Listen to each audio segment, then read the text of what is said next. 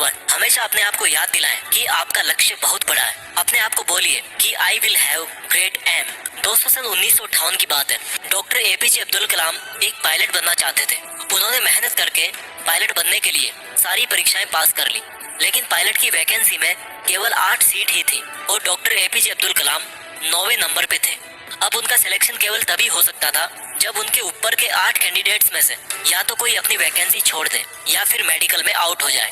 लेकिन उनको इस बात का काफी डिसअपॉइंटमेंट हुआ कि उनका केवल एक रैंक की वजह से वो सिलेक्शन से आउट हो गए। लेकिन उन्होंने ये स्वीकार किया कि it was a disappointment for me, but disappointment could not defeat me. यानी कि मैं निराश जरूर हुआ था, लेकिन निराशा कभी मुझे हरा नहीं सकी। उन्होंने ठान लिया था कि भले ही पायलट बन के एयरक्राफ्ट न उड़ा सकूं, लेकिन एक इंजीनियर बनके, एक साइंटिस्ट बनके मैं एयरक्राफ्ट जरूर बना सकता हूँ, मिसाइल बना सकता हूँ, रॉकेट बना सकता हूँ। और दोस्तों, ये तो किसी को नहीं पता कि अगर डॉक्टर एपीजे अब्दुल कलाम पायलट बनते तो वो कहाँ तक पहुँच पाते। लेकिन उन्होंने इस बात को जरूर साबित किया कि अगर वो पायलट नहीं बन पाए तो उन्होंने मिसाइल्स और रॉकेट जरूर बना दिए। और वो भले ही इंडियन एयरफोर्स के पायलट नहीं बन पाए, लेकिन राष्ट्रपति जरूर बने, जो कि तीनों सेनाओं के कमांडर इन चीफ होते हैं। और तीनों सेनाओं में आर्मी, नेवी और एयरफोर्स भी होती है। दोस्तों, उनका कहा गया रूल नंबर 1 कि हमेशा अपने आप को बोलिए कि I will have great aim, मैं अपना लक्ष्य ऊंचा रखूंगा। ये प्रॉमिस हमेशा अपने आप को याद दिलाते रहें।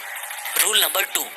दोस्तों, रूल नंबर 1 के बाद में बात करते हैं रूल नंबर 2 की। रूल नंबर 2 है हमेशा अपने आप से बोलिए कि I will continuously acquire knowledge, यानी कि मैं हमेशा लगातार ज्ञान हासिल करता रहूंगा।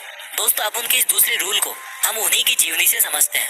डॉक्टर एपीजे अब्दुल कलाम को मिसाइल मैन के नाम से भी जाना जाता है। वो एक इंजीनियर थे, एक वैज्ञानिक थे। उन्होंने बहुत सारे मिशंस को लीड किया और सक्सेसफुल भी रहे। उन्होंने पद्म भूषण, पद्म विभूषण और भारत रत्न जैसे हाईएस्ट सिविलियन अवार्ड जीते। वो भारत के 11वें राष्ट्रपति भी बने। लेकिन इसके बावजूद भी उन्होंने ये माना कि वो अपने आप को एक टीचर समझते हैं, वो अपने आप को एक अध्यापक समझते हैं। और उनको सबसे ज्यादा खुशी तब मिलती है जब उनका कोई स्टूडेंट पीएचडी पूरी कर लेता है। यानी कि उनकी लाइफ में अगर सबसे ज्यादा जरूरी कोई चीज थी तो वो थी एजुकेशन, नॉलेज।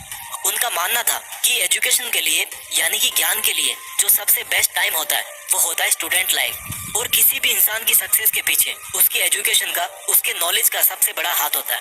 उनका ये मानना था कि अगर एक स्टूडेंट का सबसे प्राइमरी कोई जॉब है तो वो है अच्छी शिक्षा ग्रहण करना। एक विद्यार्थी को एजुकेशन के अलावा किसी दूसरी चीज के बारे में नहीं सोचना चाहिए। अगर एक स्टूडेंट एजुकेशन के अलावा कुछ और करना चाहता है तो वो वीकेंड्स में किसी हॉस्पिटल के बाहर गरीब लोगों के प्रति अपनी संवेदना व्यक्त कर सकता है, उन्हें खाना दे सकता है, उन्हें खुशी दे सकता है, पेड़ पौधे लगा सकता है, दूसरे लोगों को भी शिक्षा दे सकता है। लेकिन इन सब कामों के बावजूद भी एक स्टूडेंट के लिए केवल नॉलेज हासिल करना ही सबसे पहली प्राथमिकता होनी चाहिए। यानी कि आपको हमेशा अपने आप को ये याद दिलाना है कि चाहे कुछ भी हो, मैं सीखना नहीं छोड़ूंगा। दोस्तों, पहला रूल था अपने आप को याद दिलाना कि I will have great aim. और दूसरा रूल है अपने आप को याद दिलाना कि I will continuously acquire knowledge. इसके बाद में बात करते हैं रूल नंबर 3 की।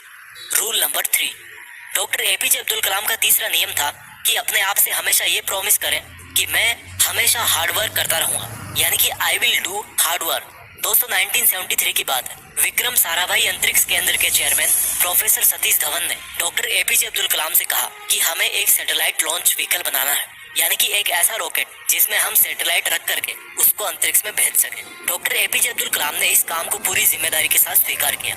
वो इस प्रोजेक्ट और मिशन के डायरेक्टर थे, यानी कि पूरी टीम को उनके नीचे काम करना था। उनके नीचे 1000 से भी ज्यादा दूसरे इंजीनियर थे और करीब 10,000 वर्कर थे। इनके अलावा भी ऐसे बहुत सारे लोग थे जो इनडायरेक्टली इस मिशन से जुड़े हुए थे। इतनी बड़ी टीम को 6 साल का वक्त लगा प्रोजेक्ट शुरू करने से लेकर लॉन्च के दिन तक।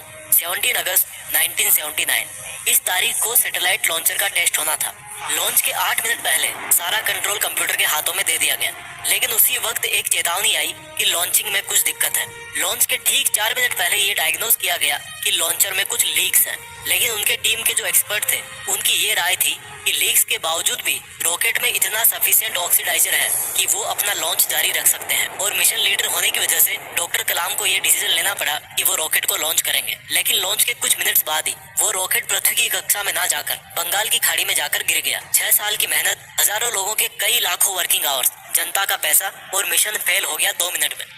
लेकिन जैसा कि डॉक्टर एपीजे अब्दुल कलाम रूल नंबर 3 में बताते हैं कि हमेशा अपने आप को याद दिलाते रहें कि आप कड़ी मेहनत करते रहेंगे। ठीक उसी नियम का अनुसरण करके डॉक्टर कलाम ने अपनी टीम के साथ 1 साल और कड़ी मेहनत करी और प्रोजेक्ट के शुरू होने के 7 साल बाद आखिरकार उन्होंने साबित करके दिखाया कि कड़ी मेहनत रूल आपकी इन रूल समझ लिए। रूल नंबर 1 था, हमेशा अपने आप से कहें कि I will have great aim.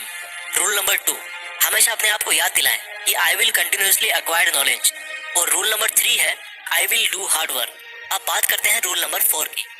Rule number 4, दोस्तों जो कहानी मैंने आपको रूल नंबर 3 में बताई, जिसमें 7 साल बाद जाकर मिशन सफल हुआ, वहीं से निकल के आता है रूल नंबर 4, यानी कि हमेशा अपने आप को ये याद दिलाते रहें कि आई विल प्रिजर्वेयर एंड सक्सीड। प्रिजर्वेयर का मतलब है लगातार काम करना, चाहे कितनी भी मुसीबत आए, कॉन्स्टेंटली आगे बढ़ते रहना, अपने शब्दों पे और अपने वचनों पे कायम रहना। किसी में इतनी हिम्मत ना हो कि आपके हौसलों को कम कर सके। हम में से ऐसे बहुत सारे लोग हैं जिनकी आंखों में कुछ सपना है, जो कुछ करना चाहते हैं, वो काम करना शुरू करते हैं अपने सपनों पर, लेकिन समय बीतने के साथ साथ उनकी विल पावर कम होती जाती है। दोस्तों आपको किसी भी कीमत पे अपने हौसलों को नहीं टूटने देना है। डॉक्टर एपीजे अब्दुल कलाम का मानना था कि आप तब तक अपनी जिद मत छोड़िए जब तक आप अपने लक्ष्य तक नहीं पहुंच जाते। और आपका लक्ष्य है आपकी यूनिकनेस, आपका सबसे अलग होना, आपकी पहचान सबसे